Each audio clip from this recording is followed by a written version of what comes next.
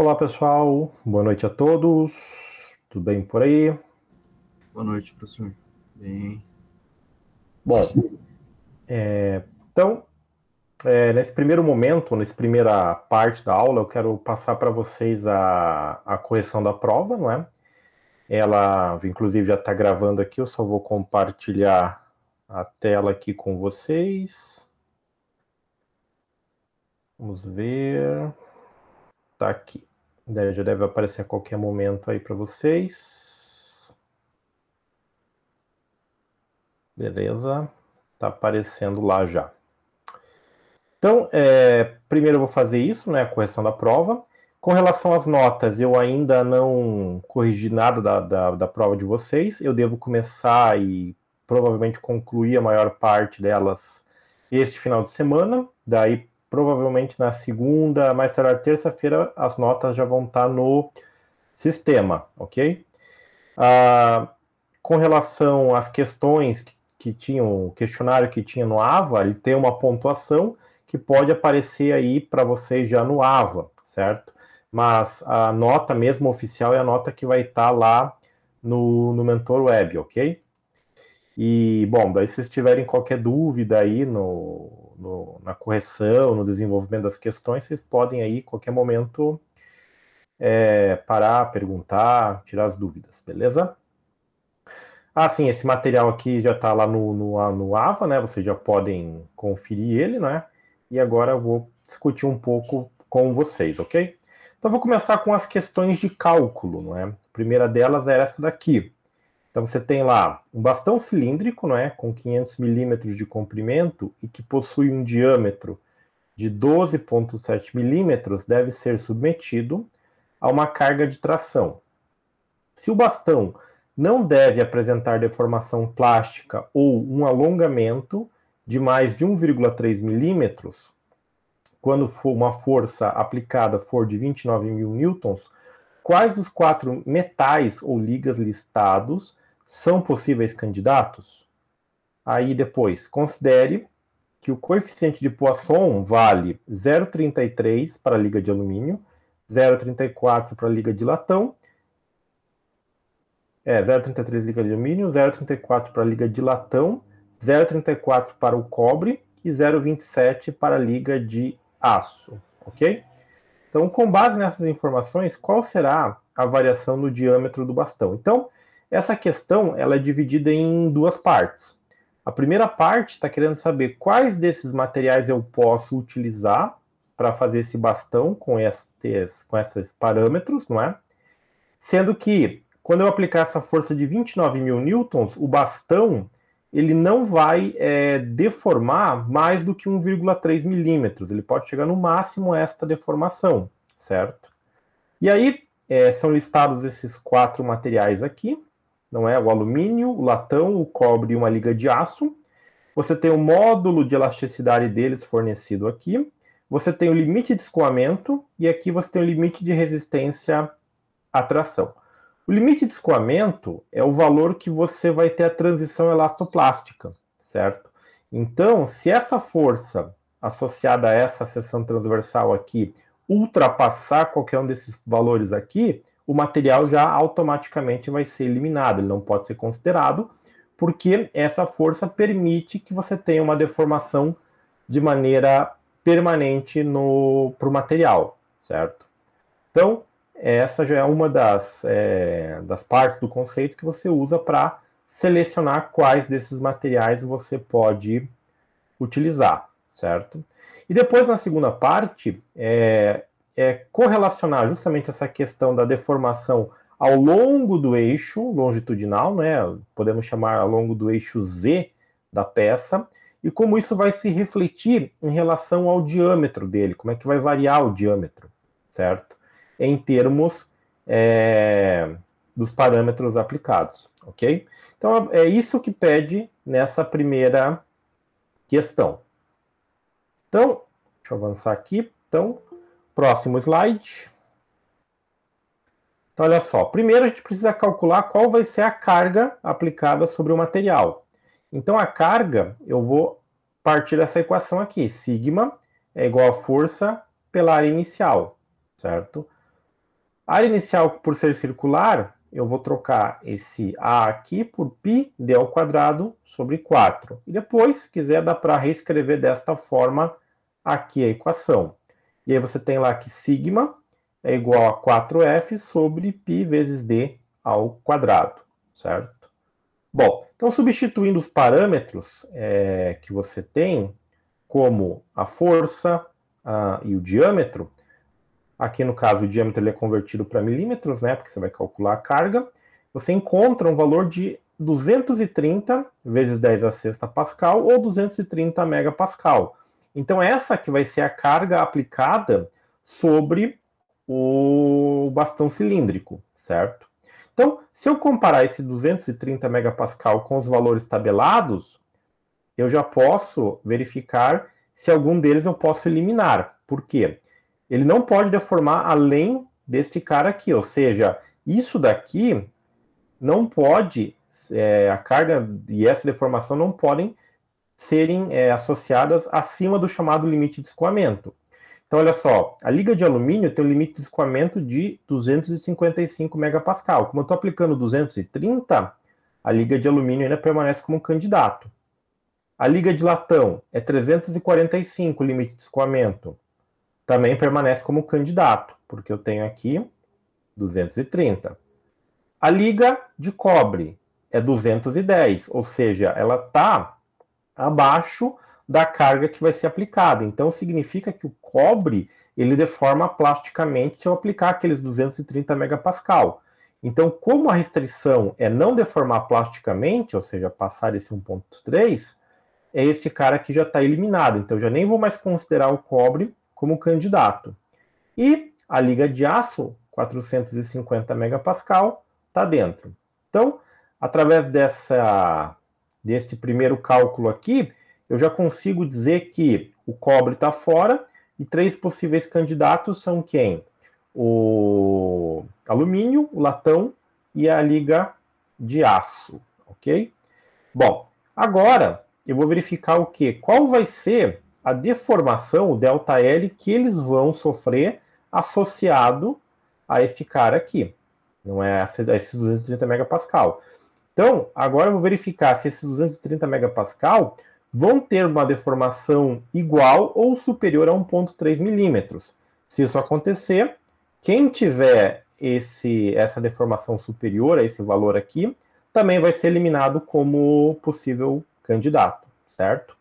Então, para eu achar uma expressão para calcular correlacionando o tipo de material, eu vou trabalhar com essa equação aqui, não é? A deformação, é epsilon, é igual a ΔL sobre L0, e a lei de Hooke. Por quê? Porque eu não quero que meu material deforme plasticamente. Então, se ele está antes da transição elastoplástica, o que acontece? Posso usar a lei de Hooke. Então, eu tenho sigma igual a E vezes epsilon. Lembrando que o E é o módulo de elasticidade, está tabelado ali, não é? Está fornecido ali para os materiais, e vai permitir que eu tenha uma equação que relacione o material com a deformação. Então, partindo aqui, não é, isolando o ΔL, vai ficar ΔL igual a L0 vezes epsilon. O epsilon eu vou trocar isolando aqui, vai ficar sigma sobre E, módulo de elasticidade. E assim eu tenho essa equação aqui.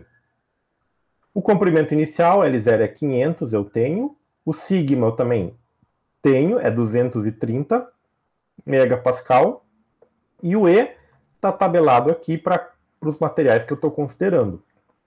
Então vai ser 70 gigapascal para o alumínio, né, para a liga de alumínio, 100 gigapascal para o latão e 207 gigapascal para a liga de aço, ok? Bom, então, avançando aqui, partindo desta equação, eu vou fazer o mesmo cálculo, né, só que agora substituindo quem? O módulo de elasticidade, que é o que vai determinar o material. Então, para o alumínio, 70 gigapascal está aqui, para o latão, 100 gigapascal está aqui, para o aço, 207 gigapascal estão aqui. Então, eu percebo que para o alumínio, o alongamento vai ser de 1,64 milímetros. Para o latão, 1,15 milímetros. E para o aço, 0,56 milímetros.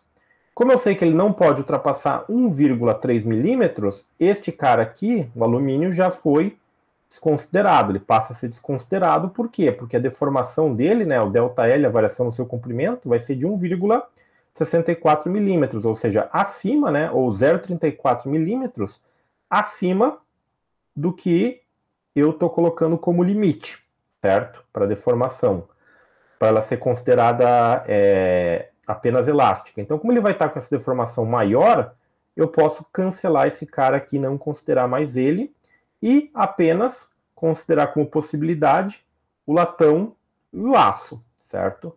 Então, nessa primeira parte aí do problema, você só tira que o latão e o aço são os dois possíveis materiais candidatos, não é, para formar esse bastão cilíndrico aqui, que vai ser submetido aí a 29 mil newtons. Beleza? Dúvidas até aqui agora? Não? Então, vou continuar. Lembrando que a qualquer momento, se vocês tiverem dúvidas aí, só chamar. Bom, então, a segunda parte, ele fornece para nós aqui os coeficientes de Poisson para os materiais, não é? E quer saber, com base nessa informação, qual será a variação no diâmetro do bastão. Bom, então nessa parte aqui, faltou deixar mais claro a ressalva de que a deformação apenas com relação ao material que é candidato, né? O material que passou pelo crivo lá das duas situações do cálculo anterior. Então aqui eu só vou considerar os dois candidatos ali, no caso o latão e o aço. O alumínio e o cobre eu vou deixar de lado, certo?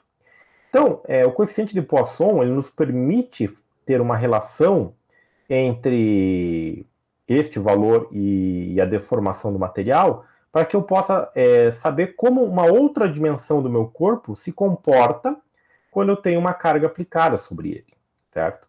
Então, se ao longo do bastão o comprimento está mudando, ele está partindo do comprimento inicial de 500 milímetros, ele está aumentando com a carga aplicada, o diâmetro que está, digamos, orientado a 90 graus, assim, ou perpendicularmente a essa orientação aqui do comprimento, ele vai ser influenciado. Nesse caso, ele vai ter que encolher. Então, para eu poder calcular qual que é essa variação no diâmetro, eu tenho que determinar quais são as deformações, tanto no eixo que eu chamo de Z, que está paralelo ao comprimento do cilindro, não é? Quanto o X, que eu vou chamar como eixo que vai estar paralelo ao diâmetro, né? Só para ter uma orientação aqui dos eixos, não é? Para que a gente possa ter uma referência. Bom, como eu estou usando aqui a relação da lei de Hooke ainda, não é? Eu posso calcular qual é a deformação no eixo Z. Então, isolando essa deformação aqui, que vai ser sigma sobre epsilon, começando aqui para esse primeiro cara aqui, que é o latão, certo? Então, é a carga pelo módulo de elasticidade, eu tenho a deformação que ele sofre, 2,3 vezes 10 a menos 3. Então, lembrando que a deformação ela não tem unidade, ela não tem unidade de comprimento, ela é apenas um valor numérico que está associado à deformação do corpo, certo? Bom, então tenho a deformação ao longo do eixo Z. Agora, o que acontece? Eu sei que para o latão, o coeficiente de Poisson está fornecido ali no enunciado, certo? E, no caso ali, vale 0,34, e eu vou utilizar ele através dessa relação. Então, se vocês voltarem lá no conteúdo lá atrás, vão ter essa relação aqui, que o coeficiente de Poisson, né, essa letra grega aqui, ni, é igual ao negativo de uma razão entre a deformação de um eixo pelo outro eixo, certo? Por quê? Usando essa relação, eu sei qual é essa deformação em Z, sei qual é o coeficiente de Poisson, determino qual é a deformação no eixo X, certo? Então, substituindo aqui o εx por ni, pelo coeficiente de Poisson, eu tenho daí a deformação no eixo Z, divididos por 0,34. Não podemos esquecer que tem esse sinal negativo aqui na frente. E aí você vai ter uma deformação negativa. Isso está associado ao quê? Ao encolhimento que acontece no diâmetro, porque se eu estou esticando a peça ao longo do seu comprimento, o seu diâmetro tem que ser reduzido para que a relação de volumes seja mantida, certo? Então aqui eu vou ter justamente isso daqui, né? A deformação no eixo X calculada como menos 6,76 vezes 10 a menos 3, ok? Então percebam que através da informação que eu tinha antes, certo? Eu calculei a deformação no eixo Z ao longo do comprimento do cilindro e através dessa relação aqui do coeficiente de Poisson, eu determinei a deformação ao longo do eixo X, certo? Bom, daí usando uma relação similar como eu tinha ali anteriormente, não é? Só deixa eu voltar aqui. Olha só, do ΔL, que é igual a L0 vezes ε, só que agora eu escrevi em termos do diâmetro aqui, porque é o que eu quero a variação no diâmetro. Então vai ser ΔD é igual a D0 vezes εx. Então, 12,3, não é? Então aqui eu deixei em milímetros mesmo, não é? Justamente para que o resultado esteja em milímetros, multiplicado pela deformação no eixo X. Então, o produto disso daqui vai dar menos 8,31 vezes 10 a menos 2 milímetros. Então, essa é a variação do diâmetro, né? Ele vai encolher isso daqui. Então, esse sinal negativo aqui na frente indica justamente que está acontecendo uma contração, uma compressão ao longo do eixo em que você tem o diâmetro da peça, certo? Então, essa é a diminuição do diâmetro para o latão. E aí eu faço um processo semelhante para a questão do aço, não é? Então, primeiro eu determino qual é a deformação ao longo do eixo Z, não é? Deformação em Z para o aço, não é? Utilizando aqui o módulo de elasticidade, vou encontrar aqui 1,11 vezes 10 a menos 3. Então, percebam que ele deforma menos que o latão, né? O latão aqui ele deformou 2,3, aqui ele está deformando 1,11, ok? Aplicando, então, isso daqui no coeficiente de Poisson, eu vou encontrar justamente essa relação aqui. Então, percebam que, além de trocar aqui o módulo da elasticidade, aqui embaixo eu estou trocando a deformação que eu calculei para o aço ao longo do eixo X, não é? E aí, quando eu faço a substituição, eu vou entrar aqui no lugar do coeficiente de Poisson, 0,27, que é o valor para o aço mesmo. E aí você vai ter aqui menos esta razão, que vai dar menos 4,11 vezes 10 a menos 3, certo? Então, a deformação ao longo do eixo X vai ser essa daqui. E a variação no diâmetro, então, vai ser novamente este produto aqui, né? 12,3 vezes menos 4,11 vezes 10 a menos 3. Você vai ter aqui uma variação de menos 5,05 vezes 10 a menos 2 milímetros. Ou seja, essa é a variação ao longo do diâmetro se eu fizer essa peça com aço, ok? Então, uma coisa de se esperar é que o aço realmente tivesse variações no comprimento e deformações menores que o latão, uma vez dadas suas características de resistência mecânica, que é o que nós avaliamos nesse primeiro exercício aqui, ok? Então, o primeiro exercício era basicamente isso daqui, não é? Passar primeiro para determinar quais eram os candidatos e depois determinar a variação no diâmetro ao longo dos eixos dos candidatos. Poderia-se calcular essas variações de diâmetros para todos os materiais? Poderiam, só que daí já seriam desconsiderados, não é, como candidatos para a fabricação da peça. E aí você observaria aqui valores provavelmente maiores para as deformações e para as variações nas dimensões, ok? Bom, então, seguindo agora, vamos lá para o exercício de número 2. O exercício de número 2 trabalhava com aquela questão da energia do impacto, não é? Coisa que a gente já fez em alguns exemplos e exercícios aí durante as aulas. Então, o enunciado fala isso aqui, ó. Encontram-se tabulados a seguir os dados que foram coletados a partir de uma série de ensaios de impacto, Sharp, de uma liga de aço comercial com baixo teor de carbono. No item A, ele pede para que você trace os dados na forma de energia de impacto em função da temperatura, ou seja, construir o gráfico. No item B, determine a temperatura de transição dúctil frágil como aquela temperatura que corresponde à média entre as energias de impacto máxima e mínima. E no item C, determinar a temperatura na qual a energia de impacto é de 20 joules. Então aqui você vai ter nessa coluna as variações de temperatura, não é? O ensaio acontece de 50 graus positivos até menos 40 graus Celsius, não é? Negativos aqui. E ele anota os valores das energias que o aparato, né, que é aquele sistema lá com pêndulo e martelo, gastam para romper a peça. Então aqui a gente percebe que em temperaturas mais altas você gasta um certo valor de energia, não é? Que tende a diminuir quando você diminui a temperatura, né? Mostrando justamente essa transição de um comportamento mais dúctil para um comportamento de fragilidade. Quando o material quer começar a deformar, ele já rompe, certo? Bom, para construir o gráfico aqui não tem muito segredo, né? Você pode jogar esses dados num programa lá como um Excel ou qualquer outro programa que construa os gráficos aí que você encontra na internet. Inclusive tem vários sites que fazem isso aí online, permitem que você possa exportar daí os gráficos em formato de figura, né? Então se você fizer justamente isso, aqui, você vai ter um gráfico com esta forma aqui. Então aqui nesse eixo horizontal você tem as temperaturas, não é? A variação de temperatura, e a variação de energia está aqui no eixo vertical.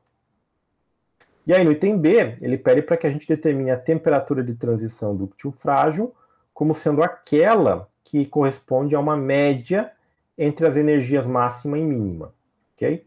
Então as energias máxima e mínima são essas daqui, 76 joules para 50 graus Celsius e 1,5 joules para menos 40 graus Celsius, ok?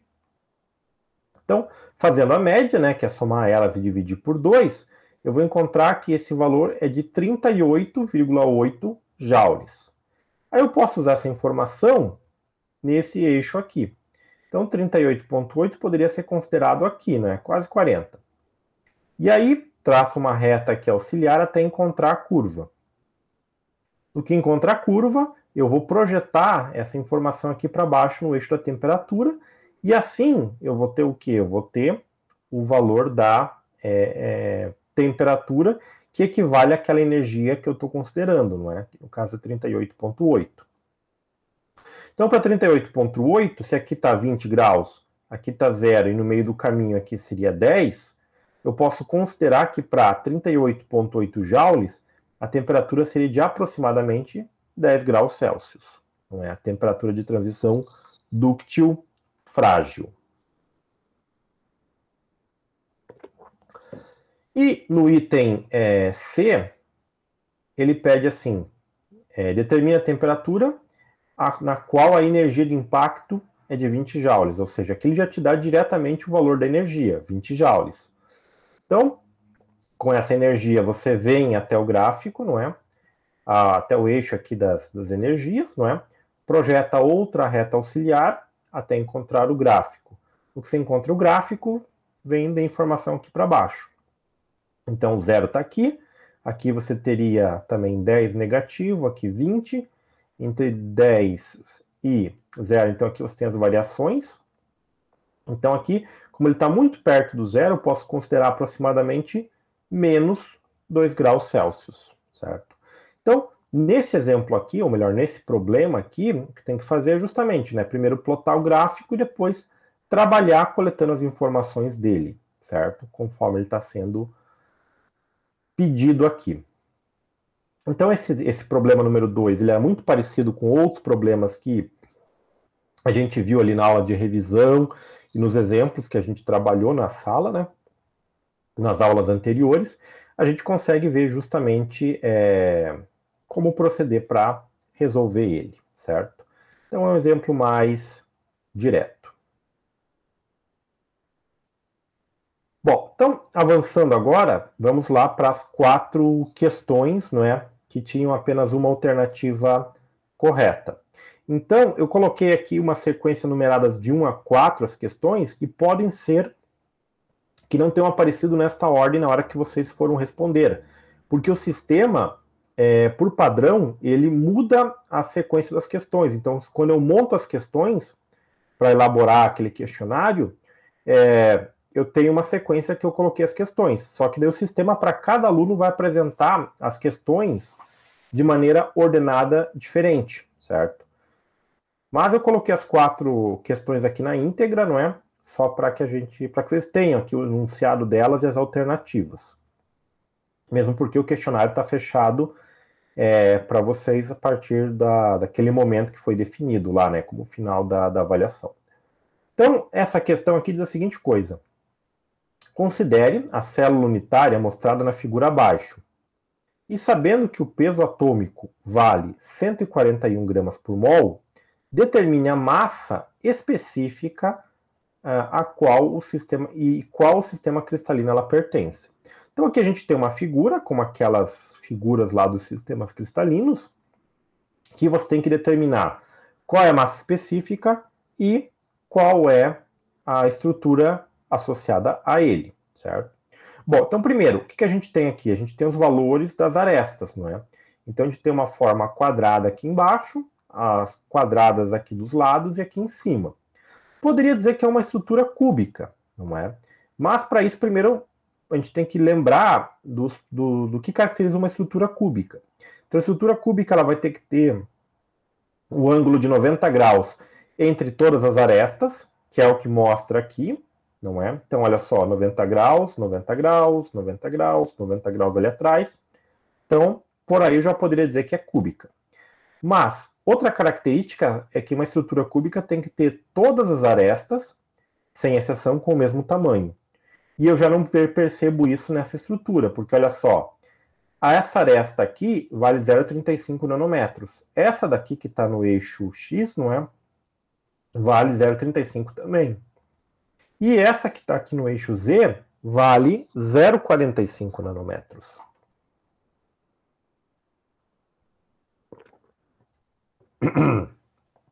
Bom, e aí o que eu percebo disso? Que as arestas não são todas iguais. Eu tenho 2 iguais e uma diferente. Quando eu tenho 2 arestas iguais e uma diferente, e todos os ângulos entre as arestas são 90 graus, isso é uma estrutura tetragonal, certo?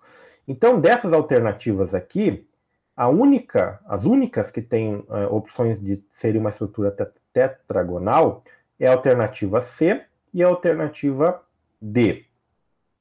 Bom, só que aqui ele está dizendo que a massa específica é 8,49 gramas por centímetro cúbico e é uma tetragonal de corpo centrado, enquanto que na outra alternativa é tetragonal de face centrada.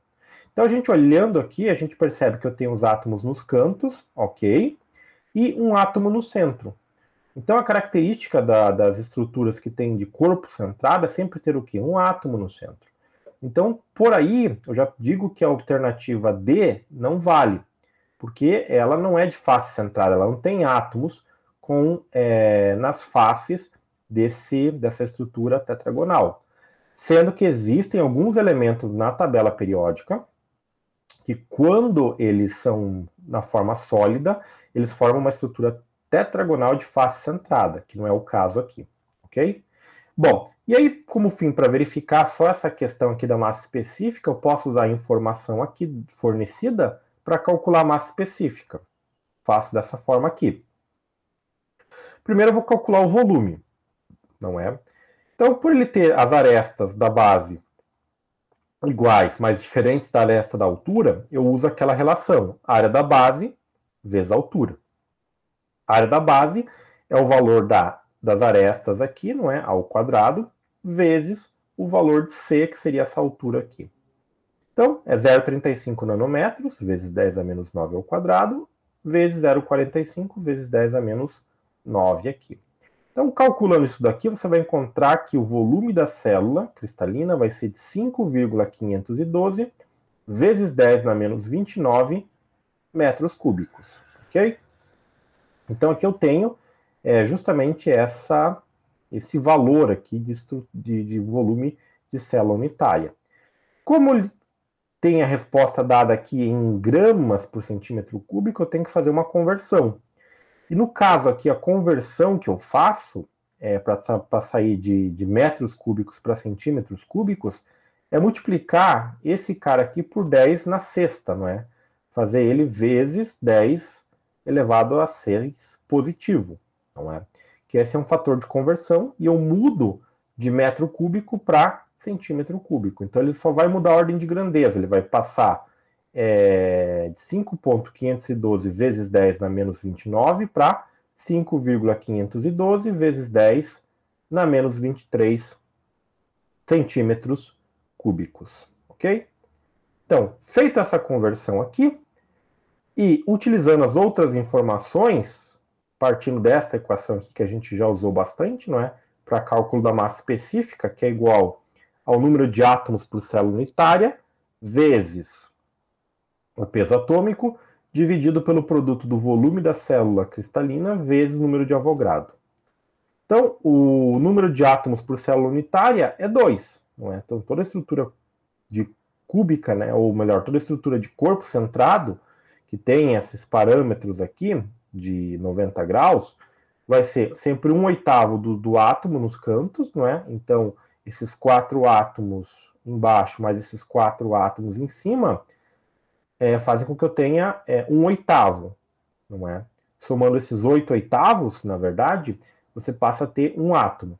Mais esse átomo que está aqui dentro, 2 átomos por célula unitária. Então, 2 vezes o 141, que foi fornecido, dividido pelo volume aqui em centímetros cúbicos, vezes o número de Avogadro. Então, fazendo essa conta aqui, você vai encontrar 8,49 gramas por centímetro cúbico. E aí, em destaque, não é a nossa alternativa correta, certo? Bom, uma coisa que você poderia ter feito também na resolução é ter calculado primeiro a massa específica e utilizado esse valor aqui, não é? Daí só em comparação com essa forma aqui, você também jogaria fora essa informação do tetragonal de face centrada para ficar com essa opção aqui, beleza? Se vocês lembrarem da prova de vocês e por um acaso a sequência de alternativas não for essa aqui, não se preocupem que o sistema também altera a posição das alternativas, ok? Bom, então avançando agora para a questão número 2, a questão que falava da parte de difusão. Então, olha só. O processo de difusão consiste na migração de uma espécie atômica para o interior de uma matriz composta de outra espécie atômica, sendo dependente do tempo, da temperatura e da diferença entre as concentrações do material a ser difundido, não é, entre dois pontos distantes na matriz. Então, com base nessa afirmação, é correto o que é expresso na alternativa. Então, primeiro aqui, né, no item A. Quanto menor for a distância que se considera entre dois pontos, maior será o fluxo de difusão. Não. O fluxo de difusão vai depender justamente da variação de temperatura entre esses dois pontos e da variação de concentração. Então, você precisa ter esses dois parâmetros trabalhando juntos, não é? Para que você tenha um maior fluxo. Então, por isso, essa alternativa está errada. B. Aumentando a diferença de concentração da espécie atômica a ser difundida e mantendo a temperatura constante, o fluxo de difusão aumenta. Não, isso está errado, não pelo aumento na diferença de concentração. Isso sim provoca um maior fluxo. Mas pela questão da temperatura. A temperatura não pode ficar constante. Se ela ficar constante, o processo de difusão não acontece, mesmo que você tenha variações muito grandes de concentração. Bom, em vermelho em destaque a C está correta, né? Que é aumentando a diferença de concentração da espécie atômica a ser difundida e a temperatura. Opa, só uma coisa aqui, porque eu acho que eu marquei errado aqui, pessoal, porque a temperatura constante está errado, não pode ser isso daqui não. Ah, tá. Perdão, pessoal, que eu vi aqui que tem um probleminha aqui, né? Na hora de marcar, acabei marcando aqui a resposta errada, né? Então, essa daqui também está mantendo constante. Peça difundida e a temperatura constante, o fluxo de difusão aumenta. Não, a temperatura não pode ser constante. Aqui, aumentando a diferença de concentração da espécie a ser difundida e diminuindo a temperatura, o fluxo da difusão também aumenta. Não, isso aqui também está errado, certo? Então, letra E, não é? O fluxo difusional é diretamente dependente da separação entre os pontos, não é? Que se considera a variação da concentração da espécie atômica a ser difundida. Pessoal, essa aqui eu peço perdão a vocês porque ela está com um probleminha aqui. Eu vou ter que ver porque eu copiei isso direto do sistema. E também vou verificar se não deu problema na hora porque eu não olhei a resolução do sistema. Se deu alguma divergência, eu já aviso a vocês que eu acabo cancelando essa questão e atribuo o valor para vocês delas, não é? Só agora que eu, olhando aqui, isso aqui que eu peguei do sistema, que eu percebi que tem isso daqui. Mas depois eu verifico lá e passo para vocês essa pendência aqui. Bom, então vamos avançar aqui para a questão número 3. Então, na número 3, a gente trabalha aqui com aquele gráfico de tensão e deformação. E diz a seguinte coisa: considere o gráfico abaixo, que contém um ensaio tensão-deformação, para um corpo de prova feito de aço inoxidável. Com base nas informações presentes no gráfico, marque a alternativa correta. Então, ele afirma no item A: o limite para a transição elastoplástica para o corpo de prova, mostrado na curva, é de 900 megapascal. Bom, então aqui você tem os valores, não é, da tensão aplicada contra a deformação. A transição elastoplástica é aquela na curva em que você passa a ter uma diferença, não é? Você passa a ter a transição entre o regime linear, que é o que acontece nessa parte inicial aqui da curva, para um regime não linear, que é o que acontece daqui para cá. Então ele está dizendo que isso acontece aqui por volta de 900 megapascal. Então olha só, 900 megapascal seria aqui esse risquinho, né, próximo ao 1000. Então olha só, aqui é 500, aqui é 1000. Então aqui é 600, 700, 800, 900, 1000. 900, se eu jogar esse ponto e projetar aqui na curva, eu já vou estar na região não linear. Então, esse valor aqui de carga aplicada já está além do limite de transição elastoplástico, né? Aquele limite de escoamento. Então, isso aqui não é verdade. Item B. A tensão em tração de 1000 megapascal marca o ponto máximo da curva tensão-deformação. Então, o ponto máximo seria o ponto mais alto, não é? Em relação ao eixo vertical. Que ele está dizendo que é 1000 megapascal. 1000 megapascal está aqui. Se eu jogar, ele vai estar mais ou menos aqui. E o ponto mais alto ocorre aqui, acima de 1000, certo? Então, também está incorreta essa letra B. Letra C. Uma deformação de 0,3 pode ser considerada uma deformação em regime elástico. Ou seja, essa deformação de 0,3 teria que estar, não é, dentro ou próximo à região linear da curva. Então, se eu procurar o 0,3 aqui, olha só, o 0,02 está aqui, o 0,04 está aqui, o 0,03 está no meio, está aqui. Se eu subir aqui e jogar aqui, eu vou estar na região não linear da curva, ou seja, eu vou estar para cá da transição elastoplástica. Como ele está considerando uma transição elástica, né, uma deformação elástica, essa afirmação também está incorreta. Item D.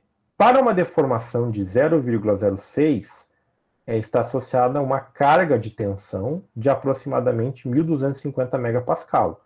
Então, aqui, se eu pegar o 0,06, até coloquei uma reta auxiliar aqui, o que acontece? Você joga, a curva está aqui. A carga correspondente projeta para cá.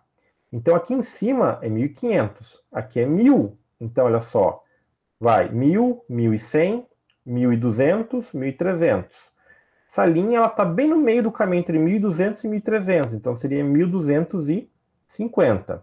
Então, por essa informação aqui, né, que eu posso retirar diretamente do gráfico, eu percebo que a letra D está correta.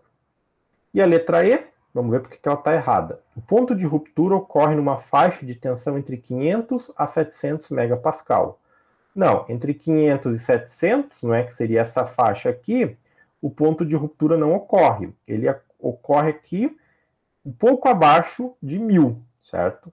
Então, se eu pegar uma faixa aqui para cá, 500 e os 700 estando aqui, o ponto de ruptura tem um valor mais elevado do que ele está propondo aqui. Então, por isso, essa alternativa E está incorreta. E, por fim, a questão número 4, né?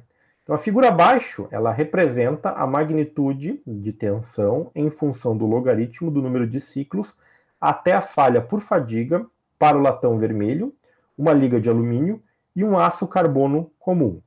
Tendo como base esse gráfico, deve-se escolher um desses três materiais, sabendo que a peça deve suportar um valor mínimo de 500.000 ciclos de esforço. Com base nesse número de ciclos, qual é o material que deve ser escolhido que suportará a maior amplitude de tensão? Então é para escolher um desses três que vai aguentar 500.000 ciclos, certo? Então, lembrando que nesses gráficos de fadiga, ou falha por fadiga, você tem justamente isso, né? A carga que você aplica em deformação cíclica, podendo ser periódica ou não, em relação ao número de ciclos. E por ser logarítmico, a variação aqui de 10 na 3 para 10 na 4, daqui é 1.000, não é? Aqui é 10.000. Aqui entre 10 na 4 e 10 na 5 já tem variações de 10 em 10.000. De 10 na 5 a 10 na 6 é de 100 em 100.000. E assim sucessivamente. Então, primeiro, ele está dizendo que o latão vermelho, ou melhor, primeiro vamos procurar, né, esses 500.000 ciclos aqui. Os 500.000 ciclos teria que estar entre 100.000 e 1 milhão. Como é 500.000, ele está no meio do caminho. Então, traça essa reta aqui. Opa. Traça essa reta até cortar todas as curvas.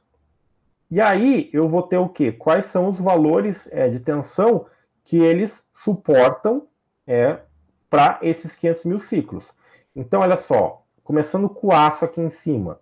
O aço, ele suporta 350 megapascal. Não é? Aplicado de maneira cíclica. O alumínio é um pouco menos, entre 200 e 250. Poderia considerar aqui uns 240, 235. E o latão vermelho, né, que ele coloca aqui, né, tá entre 100 e 150. Então, poderíamos colocar aqui 125, 130, certo? Então, vamos lá, as alternativas. Latão vermelho com amplitude de tensão de aproximadamente 145 megapascal. Se fosse 145, esse ponto aqui teria que estar bem mais próximo ao 150, não é? Quase tocando. Como ele está abaixo, esse cara aqui já não é considerado. Então ele está incorreto. A liga de aço com amplitude de tensão de aproximadamente 250 megapascal. 250 está aqui, e o aço está bem mais acima que isso, então esse cara está errado. Letra C. Liga de alumínio com uma amplitude de tensão de aproximadamente de 225 megapascal. Então o alumínio, se eu jogar para cá, olha só, ele está mais perto aqui do 250 do que dos 225. Então, também não poderia ser considerado este cara aqui. Ó, a liga de aço com uma amplitude de tensão de aproximadamente 350 megapascal. Então, o 350 está bem em cima aqui pros 500, certo? Lembrando que é um material que também tem que aguentar com maior intensidade ou amplitude de tensão, que no caso é os 350. E o latão vermelho com uma amplitude de tensão de aproximadamente 300 megapascal. Então, 300 estaria aqui. E o latão vermelho ele aguenta bem menos, né? Está aqui acima dos 100, mas não passa de 150. Então, por conta disso também está incorreta, então essa aqui seria a resposta correta, ok? Bom, então essa aí era a última, né, daquelas 4 questões que vocês tinham ali no questionário da prova.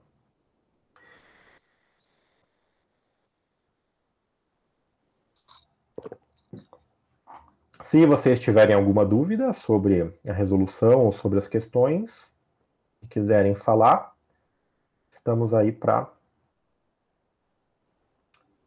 sanar as dúvidas. Não? Não, professor, sem dúvida. Ah, beleza. Então agora eu vou só vou parar a gravação nesse ponto aqui, né? Porque eu vou colocar depois vou interromper agora a gravação.